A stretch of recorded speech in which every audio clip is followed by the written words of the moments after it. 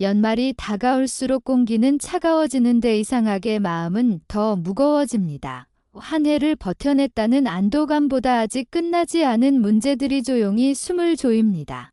낮에는 아무 일 없는 듯 웃지만 밤이 되면 쉽게 잠들지 못한 채천장을 바라보는 사람들이 늘어갑니다.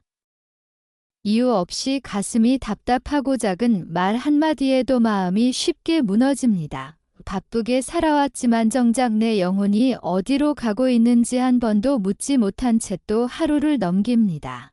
이런 시기에는 이상하게도 기도조차 쉽지 않습니다. 기도해야 한다는 걸 알면서도 입이 잘 떨어지지 않습니다.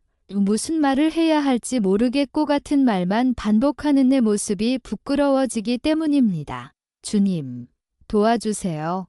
그 한마디 뒤에 더 이어갈 문장이 떠오르지 않을 때 우리는 기도 대신 침묵을 선택합니다.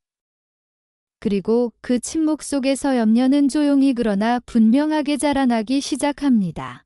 많은 사람들이 묻습니다.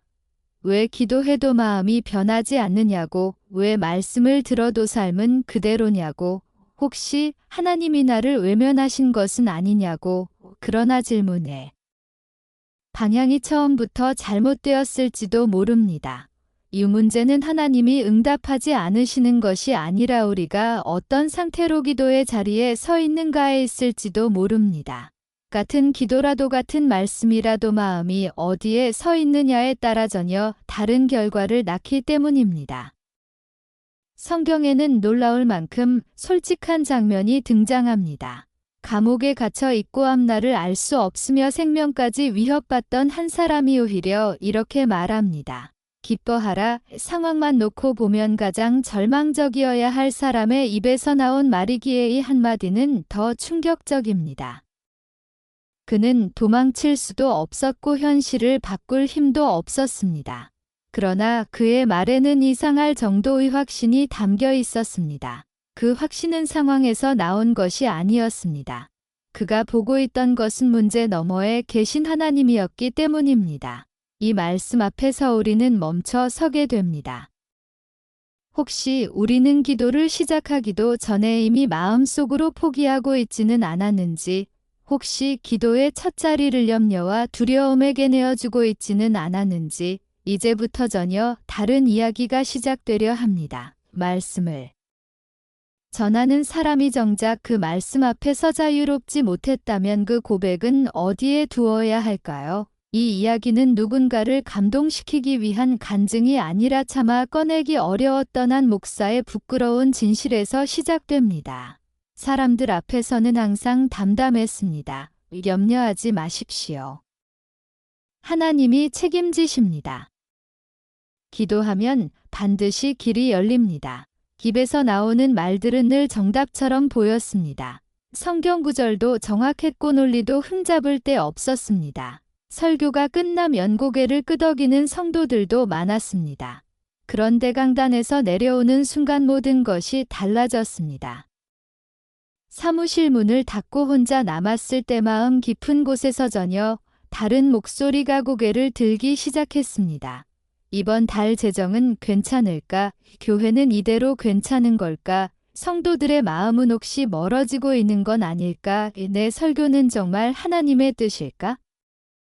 기도해야 할 자리에서 기도보다 먼저 계산이 시작됐습니다. 믿어야 할 순간마다 가능성과 위험을 쩌울질하고 있었습니다. 입으로는 하나님이 하십니다 라고 말하면서 마음속에서는 그래도 내가 대비해야지 라고 속삭이고 있었습니다.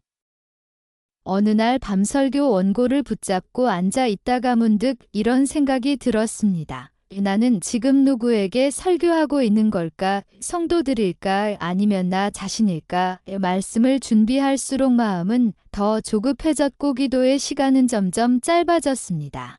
기도는 간절함이 아니라 의무가 되어갔고 하나님과의 대화는 보고서처럼 변해갔습니다. 그러던 어느 새벽 아무도 없는 예배당에 홀로 앉아 있었습니다. 불은 꺼져 있었고 강단만 희미하게 보였습니다. 그 자리에 앉아 기도를 시작하려 했지만 이상하게도 말이 나오지 않았습니다. 수십 년 동안 수없이 기도를 가르쳤지만 정작 그 순간 어떤 말도 하나님께 드릴 수가 없었습니다. 머릿속에는 말씀 구절이 떠오르는데 가슴은 전혀 움직이지 않았습니다. 그때 한 문장이 마치 정면으로 가슴을 치듯 떠올랐습니다. 아무것도 염려하지 말고 다만 모든 일에 기도와 간구로 너의 구할 것을 감사함으로 하나님께 아뢰라. 너무도 익숙한 말씀, 수없이 설교했던 구절. 그러나 그날 밤 그 말씀은 위로가 아니라 질문처럼 다가왔습니다. 너는 지금 이 말씀대로 살고 있느냐? 순간 목이 막혔습니다. 나는 염려하지 않고 있는가? 나는 정말 기도로 가져가고 있는가? 아니면 기도하는 척하며 속으로는 모든 걸 혼자 붙들고 있는가? 그제야 깨달았습니다. 내가 염려에서 자유롭지 못했던 이유는 상황 때문이 아니라 기도의 방식 때문이었다는 것을. 나는 기도하고 있었지만 기도 안에 머물러 있지 않았습니다. 하나님께 말은 하고 있었지만 하나님께 내 마음을 내려놓지는 않고 있었습니다. 그날 이후 설교를 준비하는 방식이 완전히 달라졌습니다. 말씀을 전하기 전에 먼저 그 말씀 앞에 서야 했습니다. 성도들에게 염려하지 마십시오 라고 말하기 전에나 자신에게 같은 말을 진심으로 물어야 했습니다. 그날 밤 기도의 자리는 더 이상 설교 준비실이 아니라 나의 민낯이 드러나는 자리였습니다. 그리고 그 자리에서 나는 처음으로 이 질문 앞에 멈춰 서게 되었습니다. 기도는 정말 나를 바꾸고 있는가? 아무것도 염려하지 말라. 이 문장은 처음 들었을 때는 위로처럼 들립니다. 그러나 시간이 지날수록 이상하게도 마음을 더 무겁게 만드는 말이 되기도 합니다. 왜냐하면 우리는 너무 잘 알고 있기 때문입니다. 염려하지 말아야 한다는 걸, 믿어야 한다는 걸, 맡겨야 한다는 걸. 문제는 알고 있는데 되지 않는다는 데 있습니다. 아무것도 염려하지 말라는데 현실은 염려투성입니다. 아무것도 걱정하지 말라는데 눈을 뜨는 순간부터 걱정이 밀려옵니다. 생활비, 이 건강, 자녀의 미래, 관계의 균열, 끝이 보이지 않는 문제들. 그래서 이 말씀은 어느 순간부터 위로가 아니라 기준이 됩니다. 그리고 기준은 사람을 살리기도 하지만 때로는 사람을 짓누릅니다. 왜 나는 이 말씀을 못 지킬까? 왜 나는 여전히 염려할까? 믿음이 없어서 그런 걸까? 말씀 앞에서 자기 자신을 정죄하기 시작합니다. 기도를 해도 마음이 편해지지 않으면 기도가 부족한 것 같고, 말씀을 들어도 현실이 바뀌지 않으면 신앙이 잘못된 것 같아집니다. 그렇게 말씀은 희망이 아니라 부담이 됩니다. 신앙생활을 오래 한 사람일수록 이 부담은 더 큽니다. 모른다고 말할 수도 없고 처음이라고 핑계댈 수도 없기 때문입니다. 다 아는데 왜 안 되지? 이 질문이 마음을 가장 깊이 파고듭니다. 어느 순간부터 우리는 말씀을 있는 그대로 받아들이지 못합니다. 말씀을 하나님의 초대가 아니라 지켜야 할 조건으로 바꿔버립니다. 염려하지 말라, 기뻐하라, 항상 감사하라. 이 말들이 점점해야만 하는 과제가 됩니다. 그러다 보니 염려가 사라지지 않을 때 우리는 두 가지 중 하나를 선택합니다. 하나는 말씀을 외면하는 것입니다. 너무 이상적이라고, 현실과 맞지 않는다고 조용히 밀어냅니다. 다른 하나는 스스로를 숨기는 것입니다. 겉으로는 괜찮은 척, 믿음 있는 척, 아무 문제 없는 사람처럼 행동합니다. 그러나 마음속에서는 여전히 폭풍이 치고 있습니다. 기도 시간의 입으로는 주님을 신뢰합니다 라고 말하지만 마음은 이미 최악의 시나리오를 그리고 있습니다. 이때 우리는 한 가지를 놓치고 있습니다. 이 말씀이 누구에게 주어졌는지를. 아무것도 염려하지 말라는 완벽한 사람에게 주어진 말씀이 아니었습니다. 모든 문제가 해결된 사람에게 주어진 말도 아니었습니다. 이 말씀은 불안 속에 있는 사람, 염려 한가운데 있는 사람, 앞이 보이지 않는 사람에게 주어진 말씀이었습니다. 그런데 우리는 이 말씀을 결과처럼 받아들입니다. 마치 염려가 없어져야지 말씀을 지킬 수 있는 것처럼 생각합니다. 그래서 더 힘들어집니다. 염려하지 말아야 하는데 염려하고 있는 내 모습 때문에. 그러나 성경은 한 번도 염려가 사라진 후에 기도하라고 말하지 않았습니다. 오히려 염려하는 바로 그 상태에서 기도하라고 말합니다. 그런데 우리는 그 다음 문장을 잘 보지 않습니다. 염려하지 말라는 말 뒤에는 항상 구체적인 길이 함께 주어져 있었습니다. 기도와 간구로, 감사함으로 하나님께 아뢰라. 이 순서를 놓친 체결과만 붙잡았기 때문에 말씀이 부담이 되어버린 것입니다. 말씀은 우리를 몰아붙이기 위해 주어진 것이 아닙니다. 말씀은 지금 우리가 서 있는 자리에서 어떻게 하나님께 나아가야 하는지를 알려주기 위해 주어진 것입니다. 그래서 이 말씀 앞에서 우리는 다시 질문해야 합니다. 왜 나는 염려를 멈추지 못했을까가 아니라 나는 염려를 어디로 가져가고 있었을까? 이 질문이 완전히 다른 문을 열기 시작합니다. 전화벨이 울린 것은 이른 아침도 늦은 밤도 아닌 아주 평범한 오후였습니다. 목회자의 하루가 그렇듯 회의와 상담 사이 잠시 숨을 고르던 순간이었습니다. 수화기 너머로 낮고 조심스러운 목소리가 들려왔습니다. 목사님, 저 기억하시겠어요?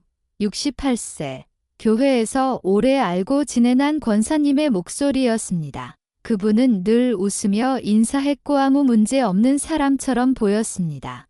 그래서 그날의 전화는 더 낯설게 느껴졌습니다. 권사님, 무슨 일이세요? 잠시 침묵이 흐른 뒤 그분은 아주 천천히 입을 열었습니다. 저 사실 30년 동안 잠을 제대로 잔 적이 없어요. 순간 말이 막혔습니다. 30년 하루 이틀도 아닌 한 달, 한 해도 아닌 무려 30년 동안 밤을 견뎌왔다는 말이 가슴을 눌렀습니다. 약을 먹어도 잠들면 2~3시간 후에 깨면 다시는 잠이 안 와요. 그래서 새벽까지 천장만 보고 해가 뜨는 걸 수 없이 봤어요. 이야기를 듣는 동안 그분의 숨소리가 점점 떨리기 시작했습니다. 그런데 그 다음 말이 더 놀라웠습니다. 목사님, 저 사실 기도 많이 했어요. 기도를 안 한 게 아니었습니다. 믿음이 없는 것도 아니었습니다. 말씀을 모르는 분도 아니었습니다. 그런데요, 아무리 기도해도 잠은 안 오더라고요. 그 말 한마디에 그동안 쌓여온 좌절과 체념이 모두 담겨 있었습니다. 그분은 더 이상 응답을 기대하지 않는 목소리였습니다.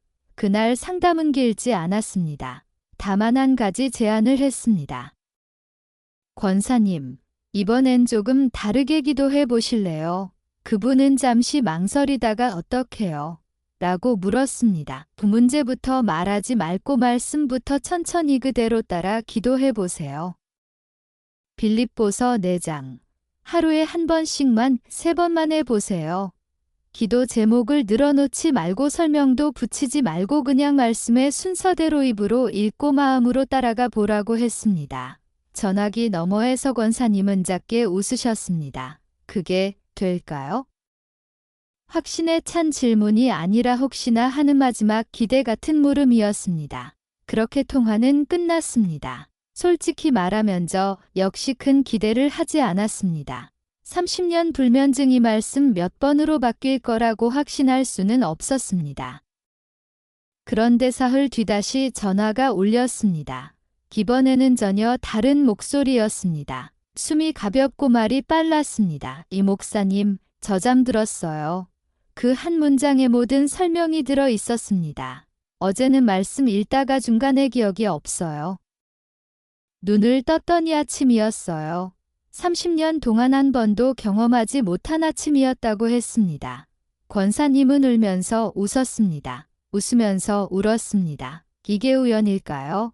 그 질문 앞에서 저는 아무 말도 할 수 없었습니다. 그날 이후 권사님은 완벽하게 잠을 자는 건 아니지만 적어도 잠을 두려워하지 않게 되었다고 했습니다. 무엇보다 달라진 게 하나 있었습니다. 이상하게 마음이 조용해졌어요.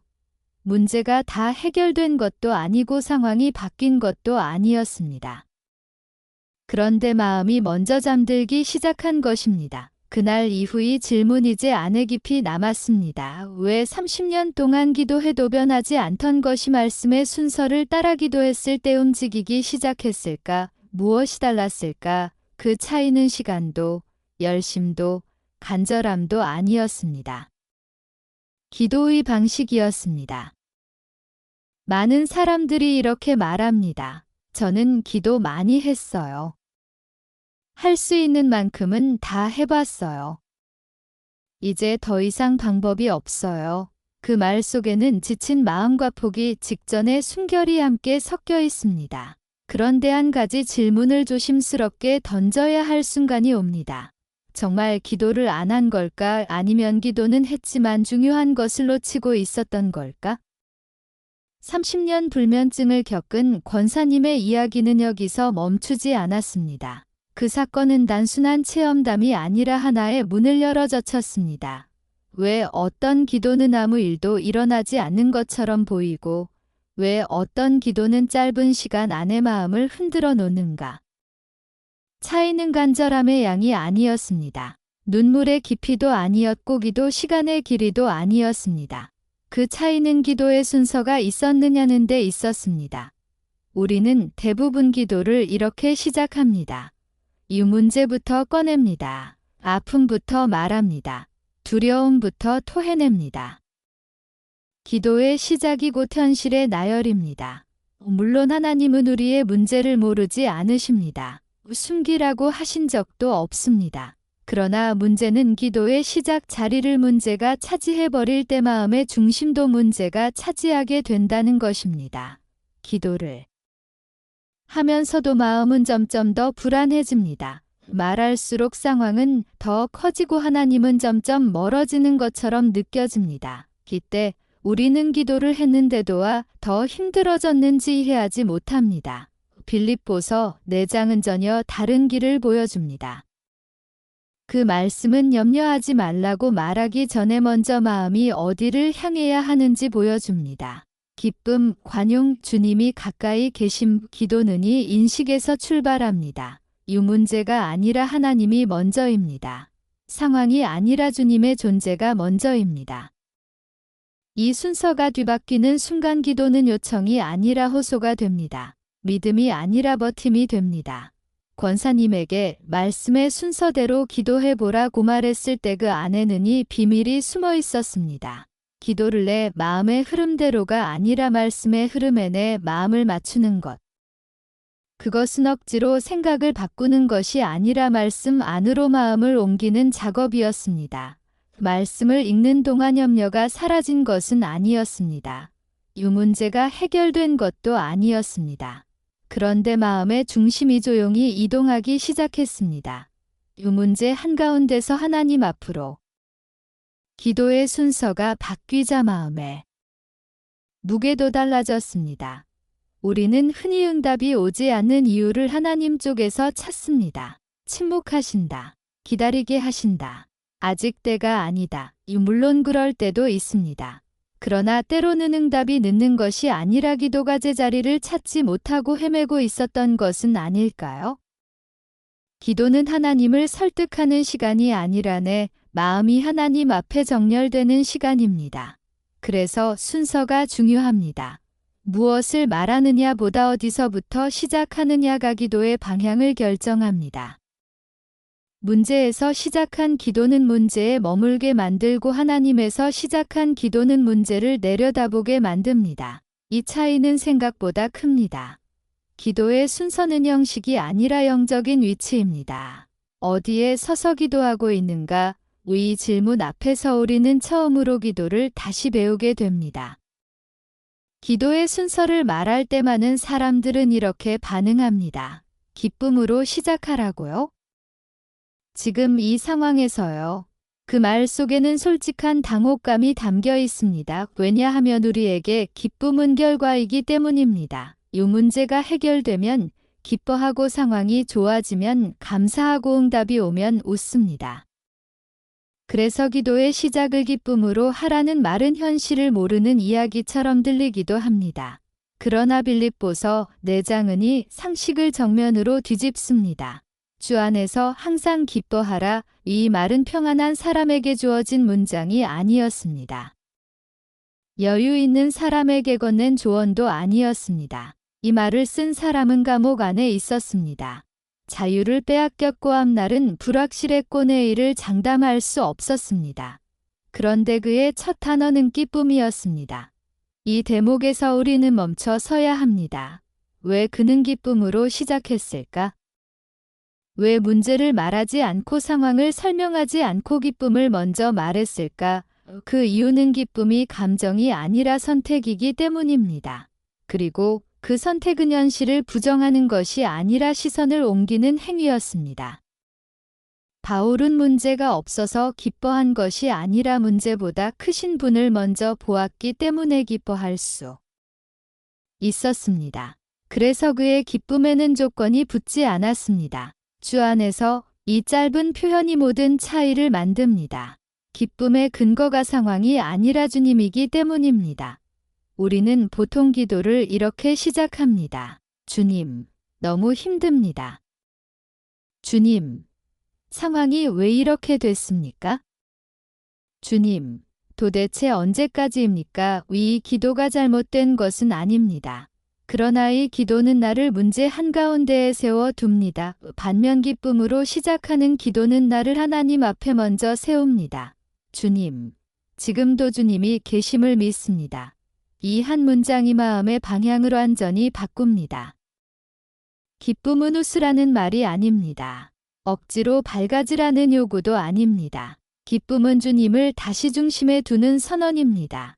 그래서 기쁨으로 시작하는 기도는 상황을 외면하지 않으면서도 상황에 삼켜지지 않게 합니다. 많은 사람들이 이 지점에서 오해합니다. 기뻐하라는 말은 슬퍼하지 말라는 뜻인가요? 아닙니다. 바울은 눈물을 모르는 사람이 아니었고 아픔을 외면한 사람도 아니었습니다. 그는 눈물 속에서도 기쁨을 선택했습니다. 왜냐하면 기쁨은 감정의 상태가 아니라 믿음의 방향이기 때문입니다. 기도의 시작에서 기쁨을 선택한다는 것은 이렇게 말하는 것과 같습니다. 주님, 아직 아무것도 바뀌지 않았지만 주님은 변하지 않으셨습니다. 이 고백이 기도의 공기를 바꿉니다. 불안이 가득하던 마음에 조용한 틈이 생기고 그 틈 사이로 하나님의 임재가 들어오기 시작합니다. 기쁨은 문제를 작게 만들지 않습니다. 그러나 하나님을 크게 만듭니다. 그래서 기도의 첫 자리를 기쁨에게 내어줄 때 우리는 더 이상 문제의 크기로 하나님을 재지 않게 됩니다. 기도는 그 순간부터 요청의 시간이 아니라 시선의 전환이 됩니다. 주님을 바라보는 자리에서 문제는 전혀 다른 모습으로 보이기 시작합니다. 이것이 첫 번째 원리입니다. 기도는 기쁨으로 시작될 때 비로소 하나님의 질서 안으로 들어갑니다.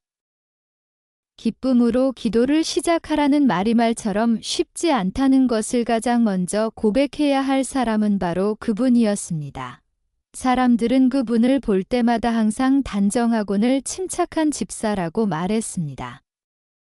예배 시간에도 찬양을 멈추지 않았고 기도 시간에도 눈물을 보이지 않았습니다. 그러나 아무도 몰랐습니다. 그분의 하루가 어디서부터 시작되고 어디에서 끝나는지를. 남편이 떠난 날은 비가 오지 않았습니다. 천둥도 치지 않았고 특별히 기억에 남을 만한 징조도 없었습니다.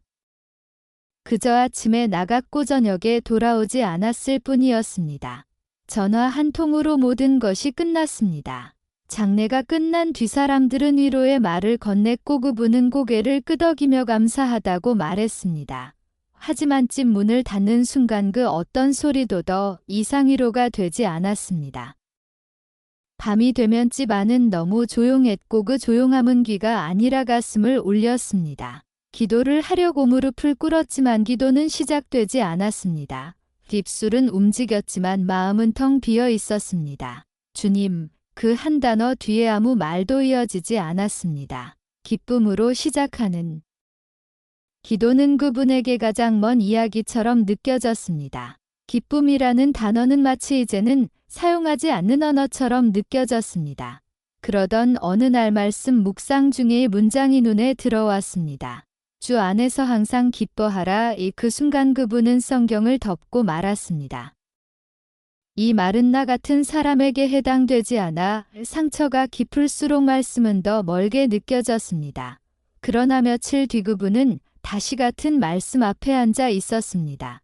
그리고 처음으로 다르게 읽기 시작했습니다. 항상 기뻐하라가 아니라 주 안에서 라는 말에 눈이 멈췄습니다. 기쁨의 이유가 상황이 아니라 주님이라는 사실이 그때서야 조심스럽게 가슴에 닿았습니다. 그날 기도는 이렇게 시작되었습니다. 주님, 저는 지금 기쁘지 않습니다. 이 고백은 믿음 없는 말이 아니라 처음으로 진실한 기도였습니다. 그래도 주님이 여기 계신 것은 알겠습니다. 눈물이 기도 사이에 떨어졌지만 그 눈물은 이상하게도 절망이 아니었습니다. 이 문제가 해결된 것도 아니고 그리움이 사라진 것도 아니었습니다. 그러나 기도의 시작이 달라졌습니다. 슬픔을 숨기지 않으면서도 주님을 먼저 바라보는 기도. 그날 이후 그분은 매번 같은 방식으로 기도를 시작했습니다. 기쁘지 않은 날에도 기쁨을 말했고 웃을 수 없는 밤에도 주님을 먼저 불렀습니다. 그러자 놀라운 변화가 서서히 나타났습니다. 상황은 그대로인데 마음이 조금씩 흔들리지 않기 시작했습니다. 문득 하루를 보내고 나서 이런 생각이 들었습니다. 오늘 하루는 울지 않았다. 기쁨이 갑자기 찾아온 것은 아니었습니다. 그러나 기쁨을 향한 길이 열렸습니다. 기쁨으로 시작하는 기도는 슬픔을 부정하지 않습니다. 오히려 슬픔을 데리고 주님 앞으로 나아가게 합니다. 그분은 이제 이렇게 말합니다. 기쁨은 느끼는 게 아니라 주님께 내 마음을 맡기는 거였어요.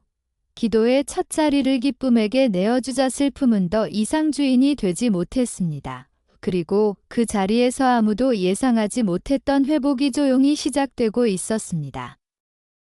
기도가 막히는 순간에는 대부분 한 가지 공통점이 있습니다.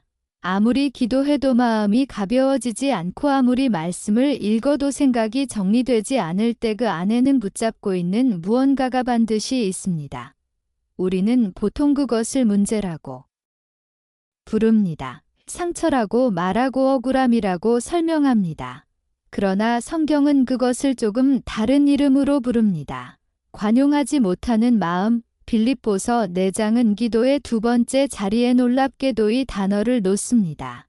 관용, 부드럽고 양보할 줄 아는 마음. 붙잡지 않고 내려놓을 줄 아는 태도. 이 말은 기도와는 전혀 상관없어 보입니다. 마치 인격 수양처럼 느껴지기도 합니다. 하지만 기도가 막히는 가장 큰 이유는 하나님이 멀어서가 아니라 내 마음이 너무 단단해져 있기 때문입니다. 상처를 정당함으로 포장하고 분노를 이로움으로 착각한 채 우리는 기도의 자리에 앉습니다. 그러나 그 기도는 하나님께 올라가기보다 내 마음 안에서 빙빙 돌 뿐입니다. 왜냐하면 하나님은 문제를 내려놓으라고 하시기 전에 먼저 마음을 풀라고 말씀하시기 때문입니다. 관용은 지는 것이 아닙니다. 손해보는 것도 아닙니다.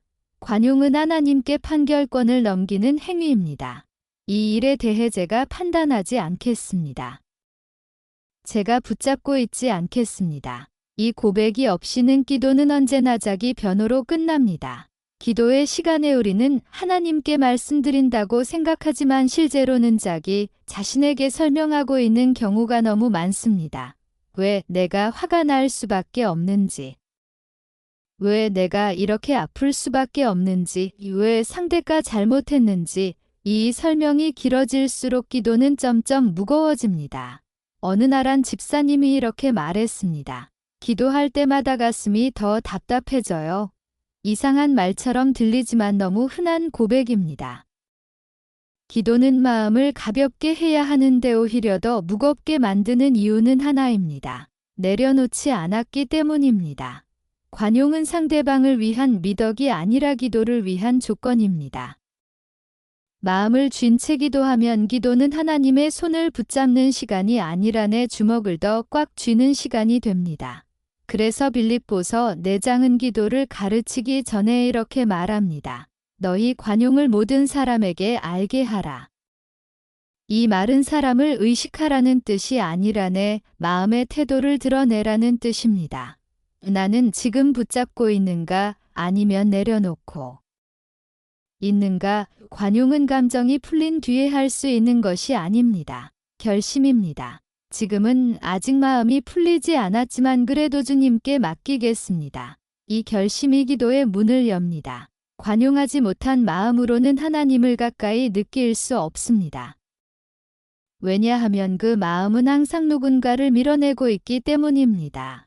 아이러니하게도 하나님과의 거리감은 사람과의 거리감에서 시작되는 경우가 많습니다. 붙잡고 있는 미움, 놓지 못한 말 한마디, 아직도 가슴에 남아있는 억울함, 이것들이 기도를 가로막습니다. 관용은 그 벽에 조용히 금이 가게 합니다.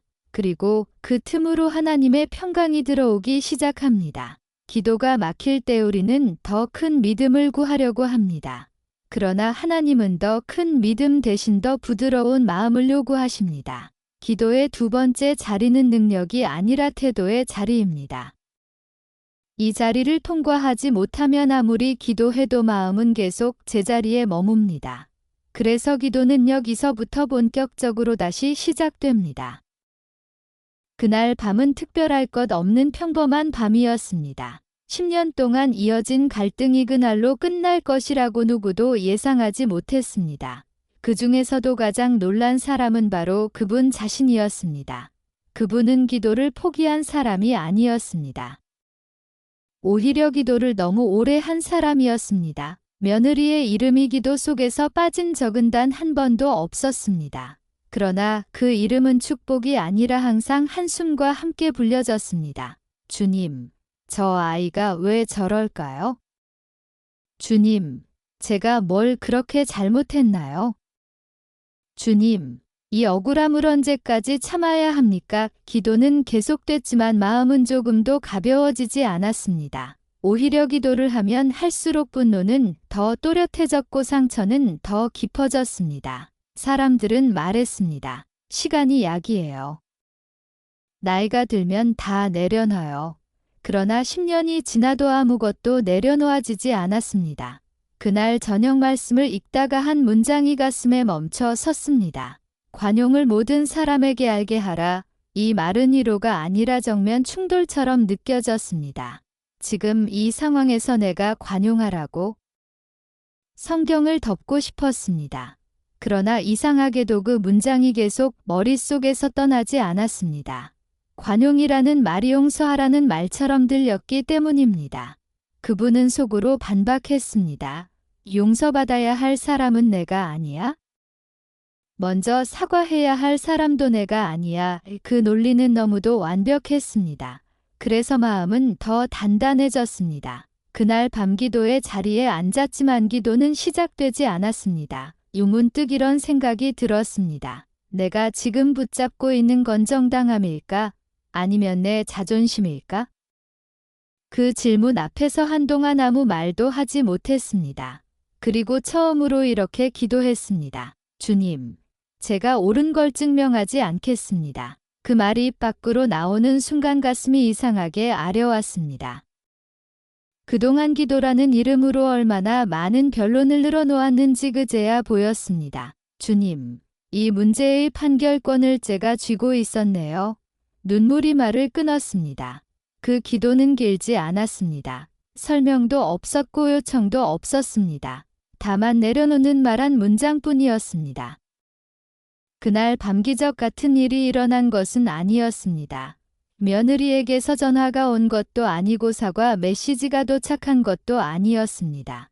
그러나 잠자리에 누웠을 때 놀라운 변화가 찾아왔습니다. 가슴을 짓누르던 무언가가 처음으로 느슨해졌습니다. 다음 날 아침 그분은 전과 다른 마음으로 하루를 시작했습니다. 여전히 상황은 같았지만 말을 꺼낼 때 목소리가 달랐습니다. 눈빛이 달랐습니다. 며느리를 떠올릴 때 분노보다 먼저 기도가 나왔습니다. 며칠 뒤 아주 사소한 대화가 시작됐습니다. 예전 같았으면 절대 건너지 않았으란 문장이 자연스럽게 흘러나왔습니다. 괜찮니? 그 한마디가 10년의 벽에 작은 균열을 냈습니다. 놀랍게도 그 말은 되돌아왔습니다. 어머님, 저도 많이 힘들었어요. 그날 모든 것이 해결된 것은 아니었습니다. 그러나 분명한 변화가 있었습니다. 싸움이 멈춘 것이 아니라 전쟁이 끝나기 시작한 것이었습니다.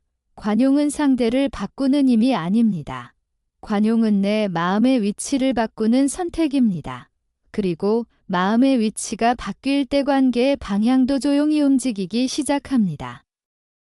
10년 동안 기도해도 움직이지 않던 것이 내려놓는 한 순간에 숨을 쉬기 시작했습니다. 그날 이후 그분은 이렇게 말합니다.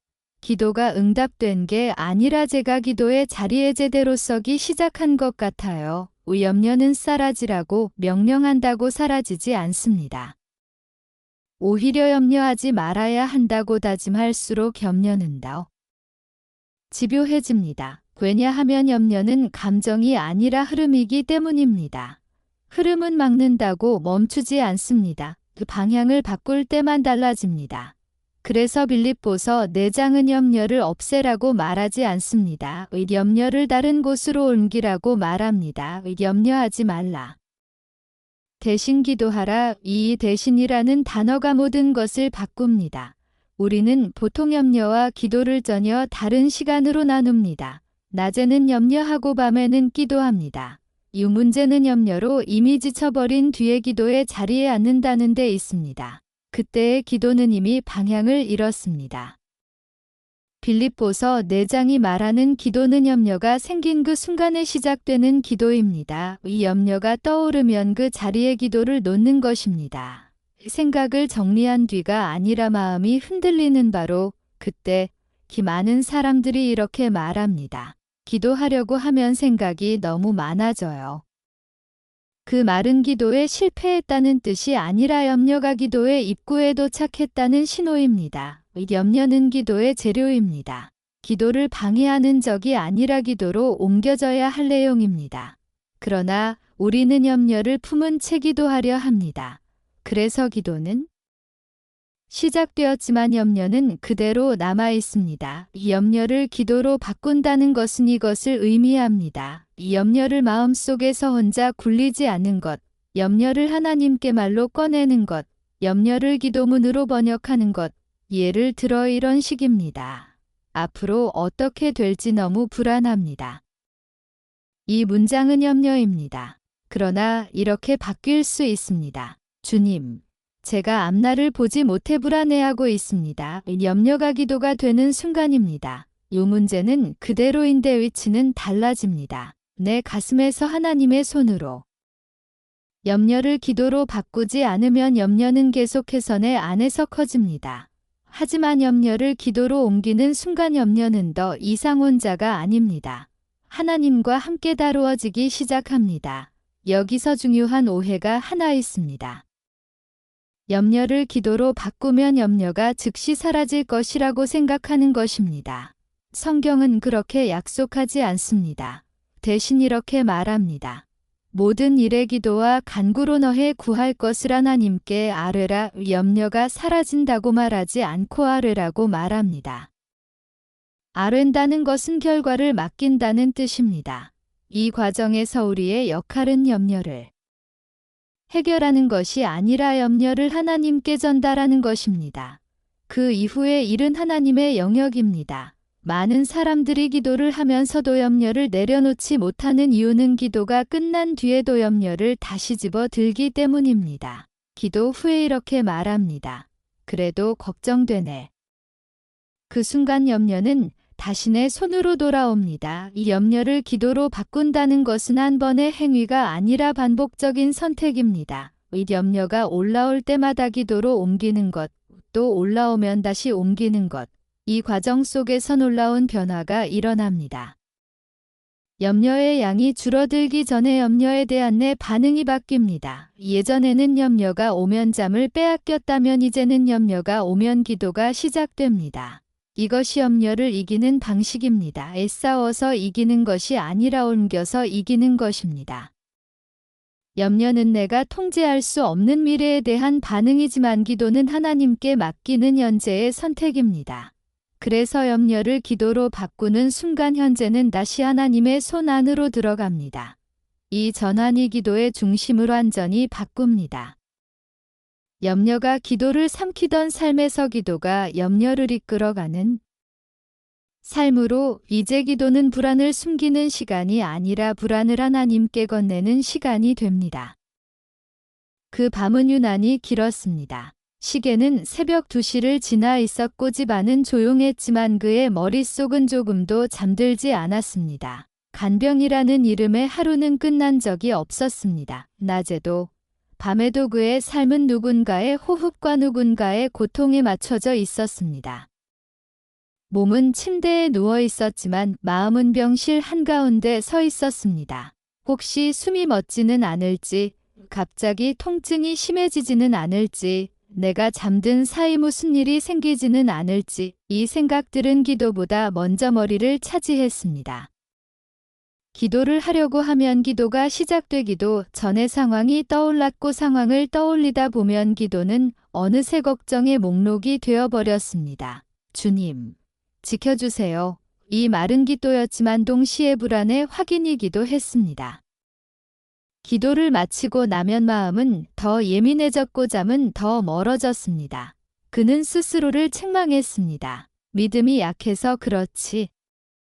기도가 부족해서 그렇지. 그러나 아무리 노력해도 밤은 계속 그를 시험했습니다. 그러던 어느 날 말씀을 읽다가 한 문장이 그를 멈춰 세웠습니다. 염려하지 말고 모든 일에 기도와 간구로 아뢰라. 그는 이 문장을 수없이 읽어왔습니다. 그런데 그날은 이상하게도 다르게 들렸습니다. 기도하라는 말보다 아뢰라는 말이 마음에 걸렸습니다. 아뢰다에 설명하는 것이 아니라 전달하는 것. 그는 그날 밤 처음으로 염려를 정리하지 않은 채 기도를 시작했습니다. 주님, 제가 지금 이 생각 때문에 잠을 못 잡니다. 그는 염려를 숨기지 않았고 말을 다듬지 않았습니다. 혹시 제가 잠든 사이 무슨 일이 생기면 어쩌죠? 이 말은 믿음 없는 말처럼 들릴 수 있었습니다.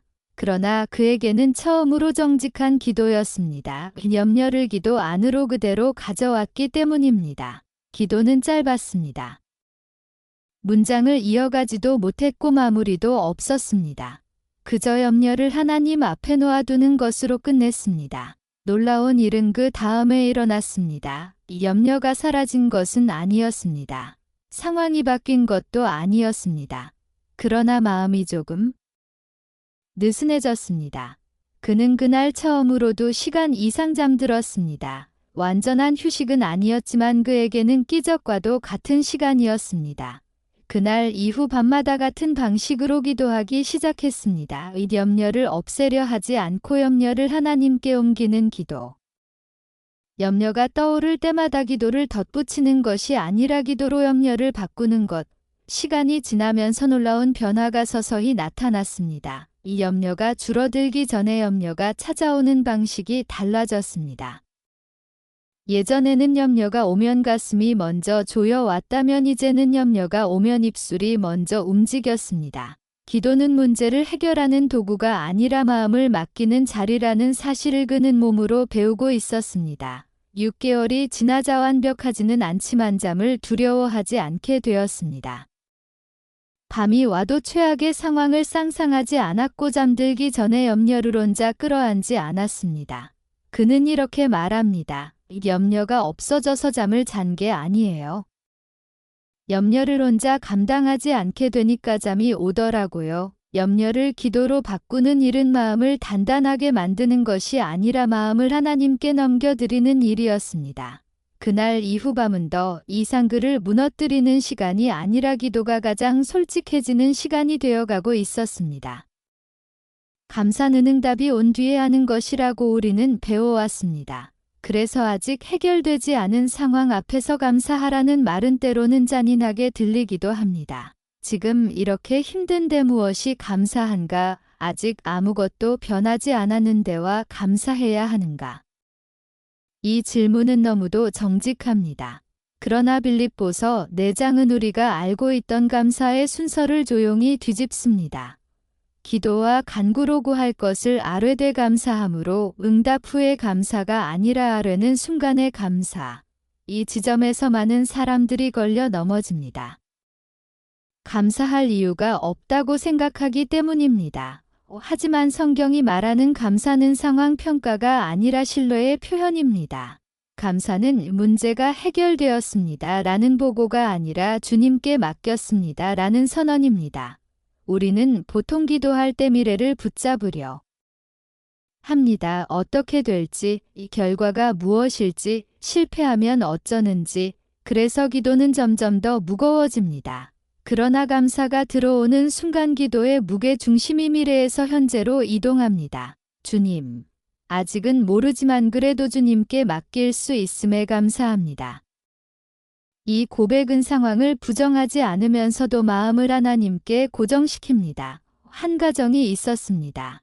사업 실패로 10억 원이 넘는 빚을 지고 관계는 무너졌고 우울증 진단까지 받은 상태였습니다. 기도는 했지만 기도의 끝은 항상 같은 말이었습니다. 이 상황만 벗어나게 해주세요. 기도가 끝나면 현실은 그대로였고 실망은 더 커졌습니다. 그러던 어느 날 말씀을 읽다가 이 문장 앞에 멈춰 섰습니다.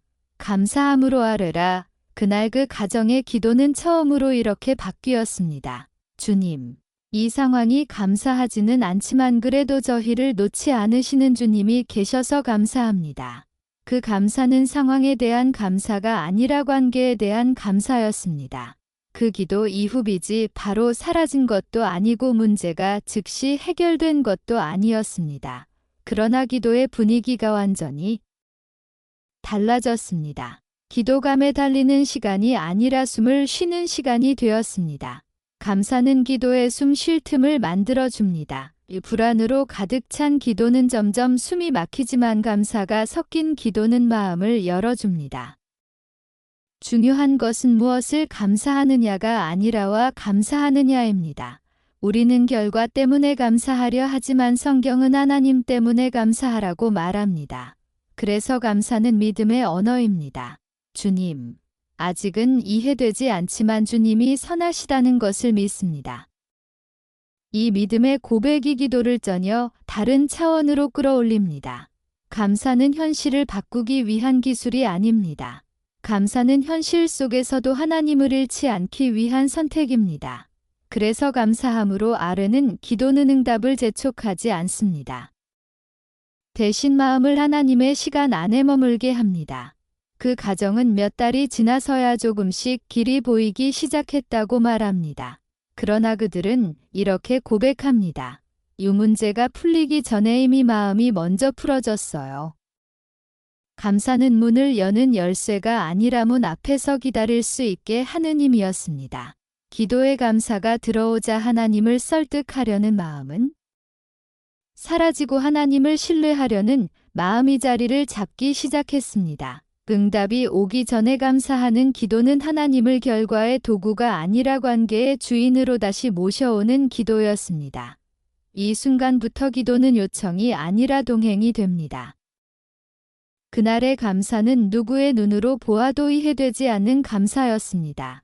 모든 것이 무너진 뒤였기 때문입니다.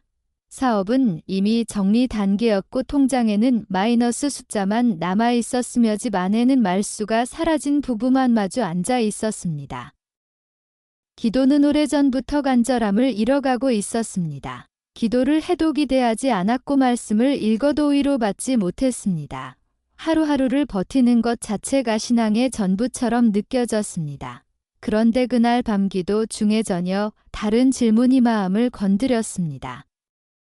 지금 이 상황에서 나는 무엇을 감사할 수 있는가? 처음에는 아무 대답도 떠오르지 않았습니다. 감사라는 단어 자체가 현실과 너무 멀게 느껴졌기 때문입니다.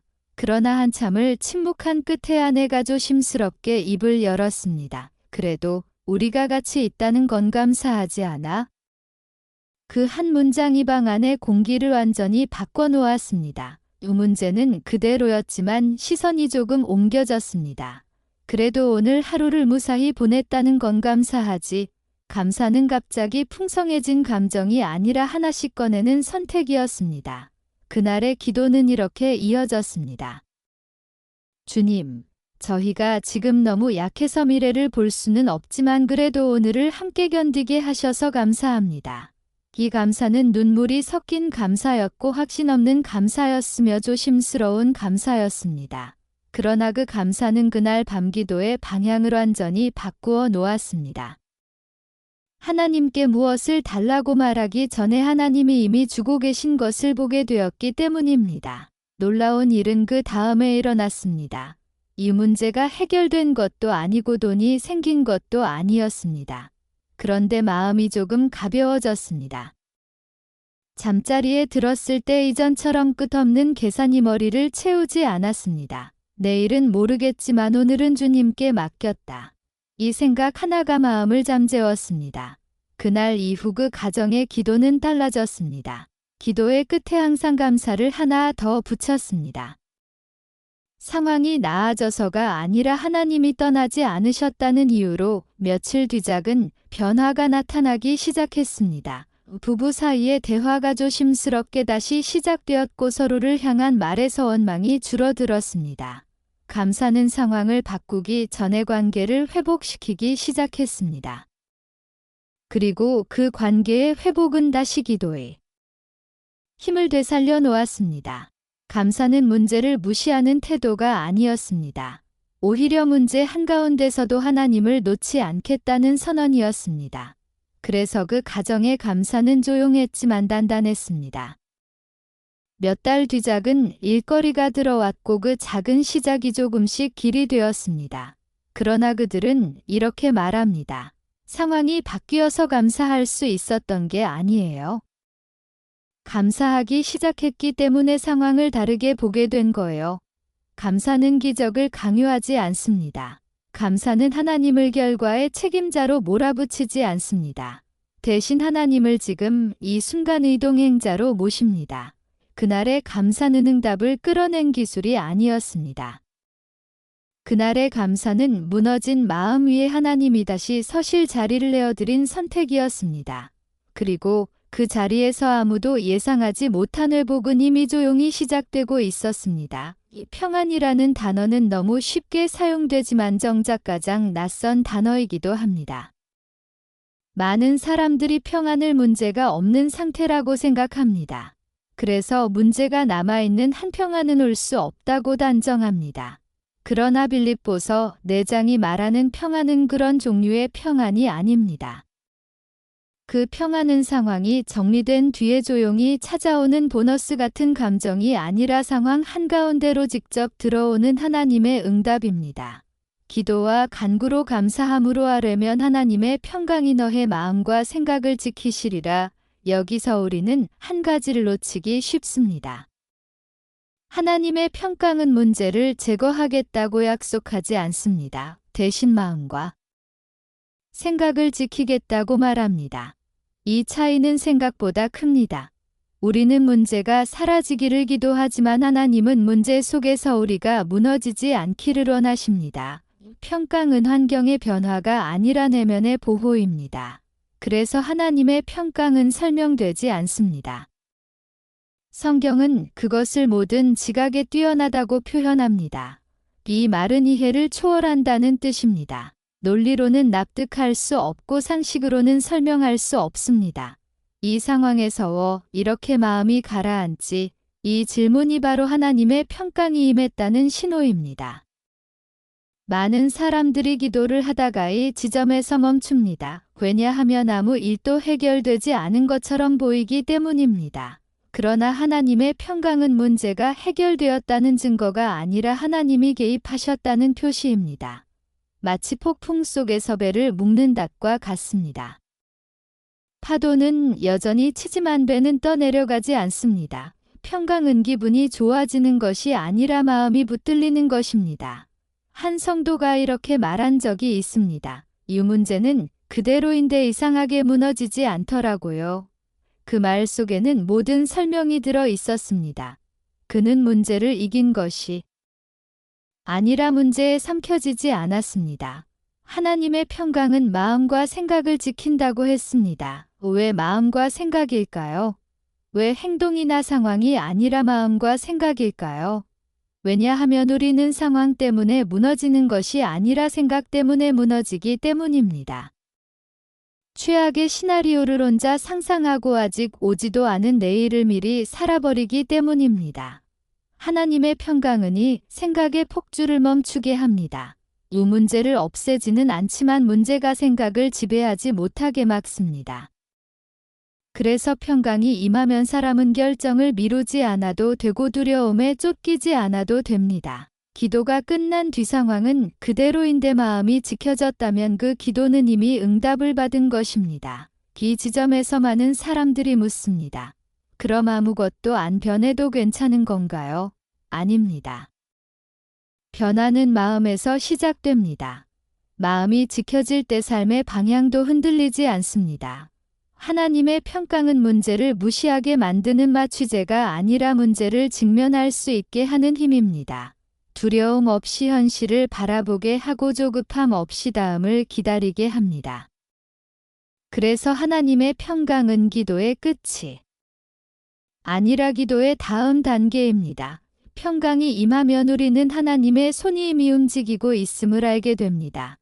비록 눈에 보이지 않아도 마음이 그 사실을 먼저 알아차리기 때문입니다. 그 상처는 시간이 해결해 줄 것이라고 사람들은 말했습니다. 20년이면 충분하다고도 했습니다. 기억은 흐려지고 감정은 무뎌질 거라고 누구나 그렇게 말했습니다. 그러나 20년이 지나도 그 이름만 떠올리면 가슴은 여전히 같은 자리에서 아팠습니다. 용서했다는 말은 입으로는 할 수 있었지만 마음은 그 말을 따라오지 않았습니다. 기도 시간마다 그 기억은 꼭 가장 먼저 떠올랐습니다. 왜 하필 나였는지, 왜 그런 말을 했는지, 왜 사과 한마디 없었는지, 이 질문들은 기도가 깊어질수록 더 선명해졌습니다. 그래서 기도는 위로가 아니라 재생이 되었습니다. 상처가 다시 재생되는 시간, 그는 이렇게 생각했습니다. 이건 평생 안고 가야 할 상처인가 보다. 그러던 어느 날 말씀을 읽다 한 문장의 발이 멈췄습니다. 하나님의 평강이 너의 마음과 생각을 지키시리라. 지킨다는 말이 이상하게 가슴에 걸렸습니다. 왜 지킨다고 했을까? 왜 없앤다고 하지 않았을까?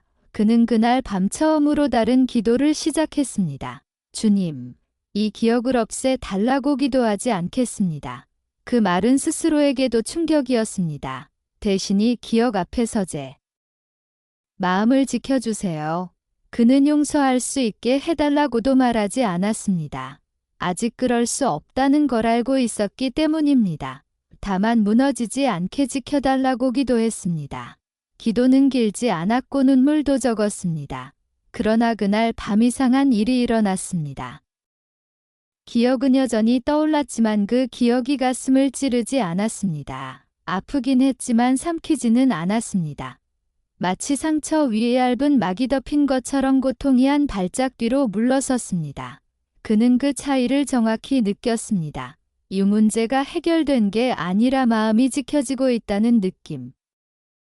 그 이후로 기도는 조금씩 달라졌습니다. 상처를 끌어내 분석하지 않았고 과거를 다시 해석하지도 않았습니다. 대신 상처가 떠오를 때마다 이렇게 기도했습니다. 주님, 지금 제 생각을 지켜주세요. 그 짧은 기도가 마음을 붙잡아 주었습니다. 몇 달이 지나자 놀라운 변화가 나타났습니다. 상처가 사라진 것은 아니었습니다. 기억도 없어지지 않았습니다. 그러나 그 기억이 그를 움직이지 못하게 막지 않았습니다. 예전에는 그 사람의 이름만 들어도 하루가 무너졌다면 이제는 그 이름을 들어도 하루가 계속되었습니다.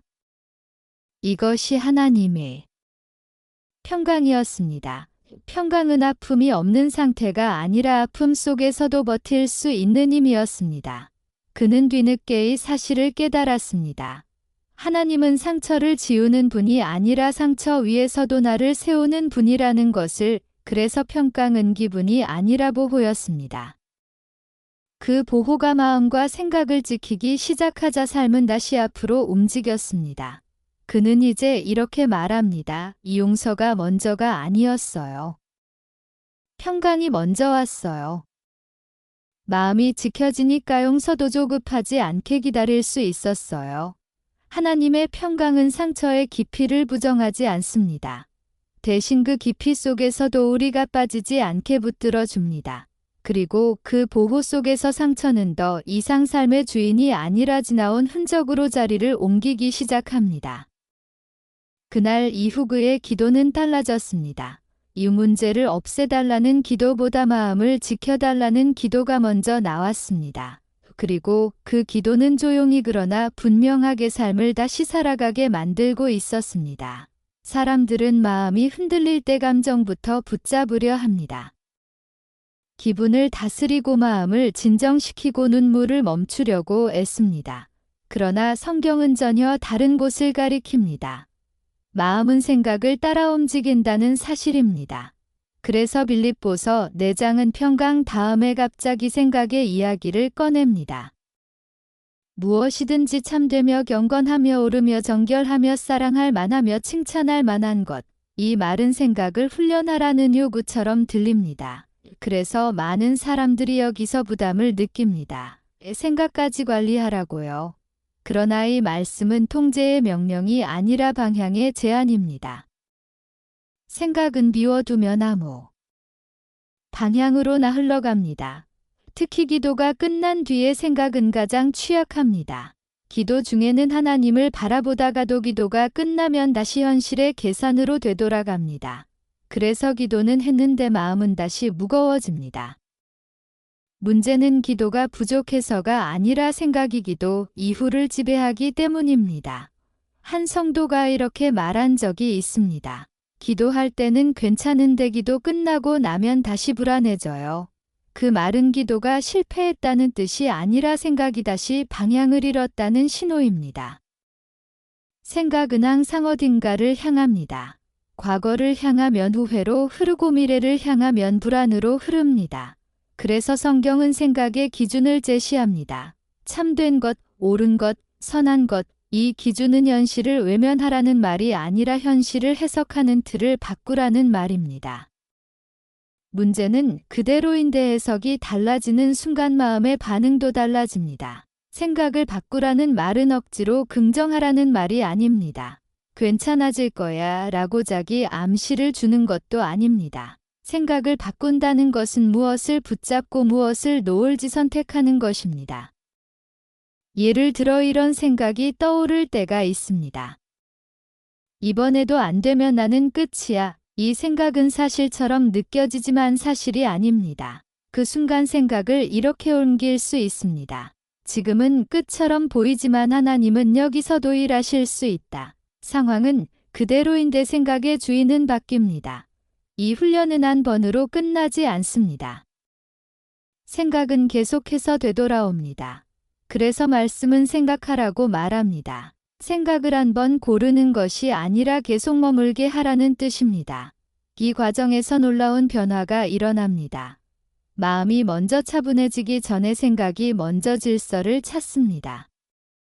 그리고 그 질서가 마음을 붙잡아 줍니다.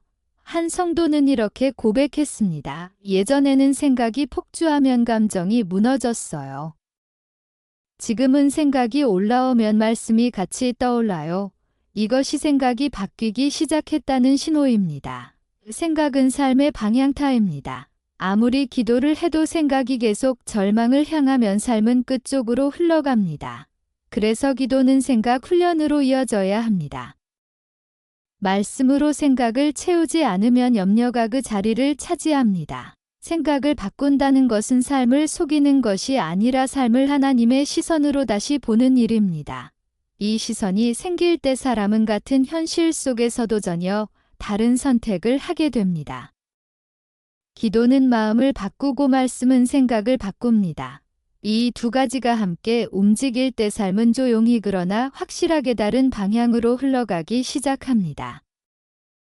그는 평생 같은 말을 입에 달고 살았습니다. 난 원래 안 돼.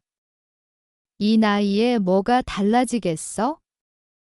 괜히 기대했다가 또 실망하지. 이 말들은 겸손도 아니었고 현실 감각도 아니었습니다. 오랜 세월 동안 스스로에게 씌워 온 생각의 갑옷이었습니다. 어릴 때부터 칭찬보다 지적을 더 많이 들었고 잘해도 그 정도로는 부족하다는 말을 더 많이 들어왔습니다. 그래서 도전하기 전에 포기하는 법을 먼저 배웠습니다. 실패하면 아프니까, 기대하면 실망하니까 그렇게 생각은 조용히 그러나 단단하게 자리를 잡았습니다. 기도를 해도 이 생각은 사라지지 않았습니다. 주님, 도와주세요. 라고 말하면서도 마음속에서는 이미 결과를 정해 두었습니다. 안 될 거라는 결론, 말씀을 읽어도 말씀은 위로로만 남았고 삶을 움직이지는 못했습니다. 그러던 어느 날 빌립보서 4장을 천천히 읽다가 한 구절에서 발걸음이 멈췄습니다. 이것들을 생각하라.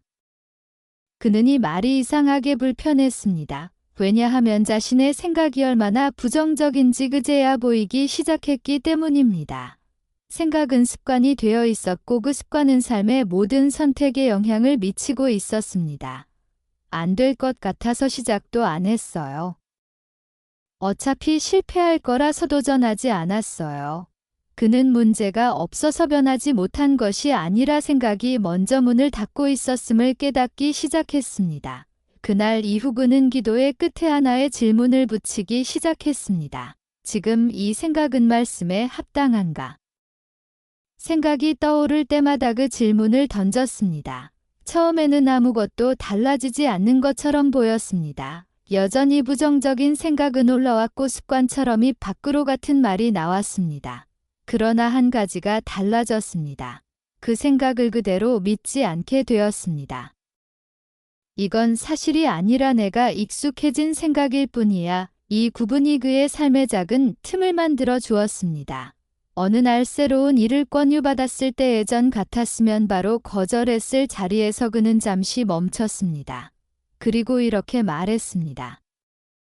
해보지는 않았지만 기도해 보고 결정해 볼게요.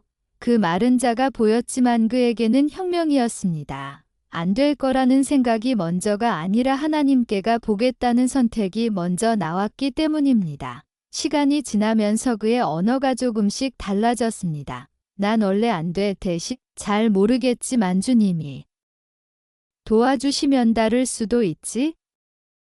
이 나이에 무슨 대신 지금이 하나님이 쓰시기엔 가장 정확한 때일 수도 있지. 말이 바뀌자 생각이 바뀌었고 생각이 바뀌자 행동이 바뀌었습니다. 큰 변화는 아니었습니다. 그러나 분명한 변화였습니다. 그는 70년 가까이 자신을 묶어 두었던 부정의 언어에서 조금씩 자유로워지고 있었습니다. 어느 날 그는 이렇게 고백했습니다. 삶이 갑자기 쉬워진 건 아니에요. 그런데 이제는 시작도 하기 전에 끝났다고 말하지 않아요. 생각이 바뀐다는 것은 현실을 부정하는 것이 아니라 현실을 대하는 자세가 바뀌는 것입니다. 하나님은 그의 상황을 먼저 바꾸지 않으셨습니다. 대신 그가 상황을 바라보는 생각의 틀을 조용히 그러나 확실하게 흔들어 놓으셨습니다. 그리고 그 변화는 아주 느리게 그러나 분명하게 삶을 다른 방향으로 끌고 가고 있었습니다. 그는 이제 이렇게 말합니다. 생각이 바뀌니까 세상이 달라 보이더라고요. 아니요. 세상이 달라진 게 아니라 제가 다르게 서 있게 된 거예요. 생각은 삶의 문지기입니다. 그 문지기가 계속 절망만 통과시키면 삶은 그 방향으로만 흘러갈 수밖에 없습니다. 그러나 그 문 앞에 말씀이 서기 시작할 때 삶은 전혀 다른 가능성을 조심스럽게 맞이하게 됩니다. 비교는 조용히 시작됩니다. 처음에는 그저 스쳐가는 생각입니다. 저 사람은 왜 저럴까? 나는 왜 여기일까? 그러나 그 생각은 금세 마음을 잠식합니다. 같은 나이인데, 같은 출발선이었는데, 같은 믿음을 가졌다고 생각했는데 누군가는 앞서가 있고 나는 제자리인 것처럼 느껴집니다. 이때 마음속에서 가장 먼저 사라지는 것은 기쁨입니다. 감사도 흐려지고 평안도 멀어집니다. 그리고 기도는 조용히 불평으로 바뀝니다. 주님, 왜 저는 아직입니까? 왜 남들처럼 되지 않습니까? 기도의 말은 하나님을 향해 있지만 시선은 사람에게 고정되어 있습니다. 빌립보서 4장에서 바울은 이 지점에서 전혀 다른 고백을 합니다. 나는 어떠한 형편에든지 자족하기를 배웠노라. 자족은 타고나는 성품이 아니라 배우는 태도라고 그는 말합니다. 이 말은 충격적입니다. 왜냐하면 우리는 자족을 상황의 결과로 생각하기 때문입니다. 형편이 좋아지면 자족할 수 있고 원하는 것을 얻으면 만족할 수 있다고 믿습니다. 그러나 바울은 형편이 아니라 훈련을 말합니다. 그는 풍족할 때도 궁핍할 때도 자족하는 법을 배웠다고 말합니다. 이 말 속에는 비교로부터 자유로워진 사람의 시선이 담겨 있습니다. 자족은 더 이상 남의 속도를 기준 삼지 않는 선택입니다. 내 삶의 기준을 사람에게서 하나님께로 옮기는 결정입니다. 비교는 항상 부족함을 만들어냅니다. 가진 것이 많아도 더 가진 사람을 보면 부족해지고 잘하고 있어도 더 잘하는 사람 앞에서는 작아집니다. 그래서 비교가 시작되는 순간 자족은 끝나버립니다. 한 성도가 이렇게 말한 적이 있습니다. 제 삶이 이렇게 불행한 줄 몰랐어요. 근데 가만히 생각해 보니 불행해진 건 비교하기 시작한 그때부터였어요. 자족은 현실을 포기하는 태도가 아닙니다. 이 정도면 됐어 하고 성장을 멈추는 것도 아닙니다. 자족은 하나님이 지금 내게 주신 자리에서 그분의 손을 인정하는 태도입니다. 주님, 이 자리가 제가 머물러야 할 자리라면 여기서 주님을 신뢰하겠습니다. 이 고백은 비교를 멈추게 하고 마음을 지금으로 돌려놓습니다. 우리는 자주 아직 오지 않은 미래에서 살아갑니다. 저 사람이 된 후에야 기뻐할 수 있을 것 같고 저만큼 가진 뒤에야 감사할 수 있을 것 같습니다. 그러나 자족은 지금이 아니면 영원히 오지 않습니다. 지금의 형편에서 하나님을 신뢰하지 못한다면 형편이 바뀌어도 마음은 계속 흔들립니다. 바울은 자족을 통해 자유로워졌습니다. 환경에 무기지 않고 사람의 평가에 끌려다니지 않고 상황이 아니라 하나님께 정체성을 두었기 때문입니다. 그래서 그는 이렇게 말할 수 있었습니다. 내게 능력 주시는 자 안에서 내가 모든 것을 할 수 있느니라. 이 말은 무엇이든 잘 된다는 선언이 아니라 어떤 상황에서도 무너지지 않는다는 고백이었습니다. 자족은 내 삶의 주도권을 하나님께 돌려드리는 일입니다. 기만큼이면 괜찮습니다가 아니라 주님이 계시니 괜찮습니다 라고 말할 수 있게 되는 것. 이때 기도는 더 이상 비교의 언어를 사용하지 않습니다. 남의 삶을 부러워하며 드리는 기도가 아니라 내 삶을 감사하며 드리는 기도가 됩니다. 자족을 배우기 시작하면 삶은 눈에 띄게 바뀌지 않을 수도 있습니다. 그러나 마음은 분명히 달라집니다. 조급함이 줄어들고 질투가 사라지고 지금 할 수 있는 일에 집중하게 됩니다. 그리고 그 자리에서 하나님은 비로소 일하시기 시작합니다. 자족은 성장의 끝이 아니라 성장이 시작되는 자리입니다. 비교를 내려놓은 사람만이 자신의 길을 온전히 걸어갈 수 있기 때문입니다. 그는 어느 날 문득 이상한 사실을 깨달았습니다. 가진 것은 아무것도 달라지지 않았는데 마음은 전혀 다른 곳에서 있다는 느낌이었습니다. 통장의 숫자도 그대로였고 집의 크기도 같았으며 삶의 조건 역시 눈에 띄게 나아진 것이 없었습니다. 그런데도 이상하게 숨이 쉬어졌습니다. 예전에는 아침에 눈을 뜨면 가장 먼저 부족함이 떠올랐습니다. 왜 나는 이것밖에 없을까? 왜 내 삶은 이 정도일까? 왜 다른 사람들처럼 되지 못할까? 그 질문들은 하루의 시작을 이미 지치게 만들었습니다. 그러나 자족을 배우기 시작한 이후 아침에 첫 생각이 달라졌습니다. 오늘도 살아있네. 이 짧은 생각이 그의 하루를 전혀 다른 방향으로 이끌었습니다. 자족은 가진 것을 미워하는 태도가 아니었습니다. 부족함을 없는 척하는 자기기만도 아니었습니다. 자족은 하나님이 이미 함께하고 계신 자리를 알아차리는 감각이었습니다. 그는 비교를 멈추자 자신의 속도가 보이기 시작했다고 말했습니다. 남의 속도에 맞추느라 헐떡이던 호흡이 비로소 자기 리듬을 되찾았습니다. 기도도 달라졌습니다. 예전에 기도는 항상 이랬습니다. 이것만 주시면 만족하겠습니다. 그러나 그 기도는 결코 끝나지 않았습니다. 하나를 얻으면 또 다른 하나가 필요해졌기 때문입니다. 이제 그의 기도는 이렇게 바뀌었습니다. 주님, 이미 주신 것들을 제가 놓치지 않게 해주세요. 이 기도는 삶의 방향을 완전히 바꾸어 놓았습니다. 더 많이 가지기 위한 기도가 아니라 이미 주어진 삶을 온전히 살아내기 위한 기도였기 때문입니다. 놀라운 변화는 작은 순간들에서 나타났습니다. 이전에는 아무 의미 없이 지나치던 하루가 하나의 선물처럼 느껴지기 시작했습니다. 따뜻한 밥 한 끼, 아무 일 없이 지나간 하루.